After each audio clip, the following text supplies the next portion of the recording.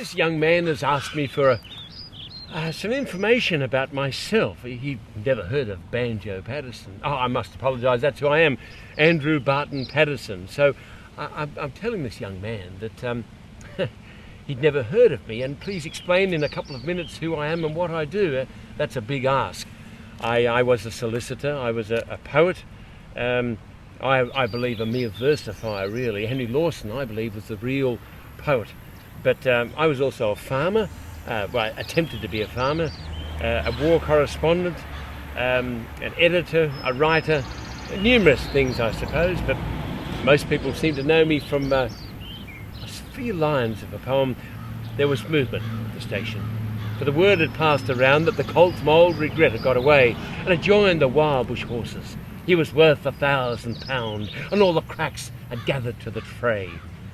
All the tried and noted riders from the stations near and far had mustered at the homestead overnight, for the bushmen love hard riding where the wild bush horses are, and the stock horse snuffs the battle with delight.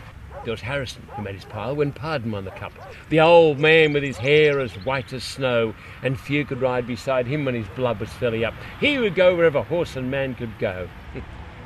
That's one of my favourite poems, I suppose.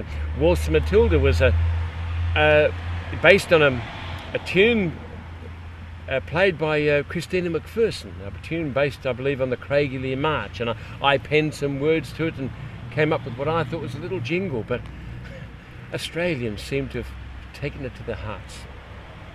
I wrote my verse about situations, places like the outer Baku, where the churches are few and men of religion are scanty, and a road never crossed except by folk that are lost, when Michael McGee had a shanty. Now this Mike was a dad of a 10-year-old lad, plump, healthy and stoutly conditioned.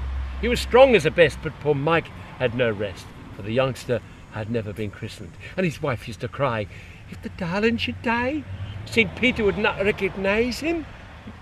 But by luck he survived, till a preacher arrived, who agreed straight away to baptise him. So I wrote about situations, places. I travelled extensively, although I lived predominantly in the city. And when I travelled with a little bit of style, I suppose.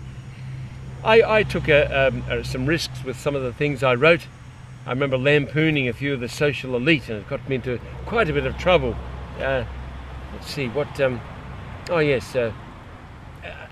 am a doctor, London made. Listen to me and you'll hear displayed a few of the tricks of the doctor's trade. It will sometimes chance when a patient's ill that a dose or a draught or lightning pill, a little too strong or a little too hot, will work its way to a vital spot. And when I watch with a sickly grin while my patient passes the counters in. Yes.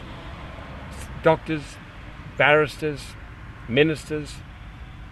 A preacher I, and I take my stand in pulpit, dressed in a gown and band, and point the way to a better land.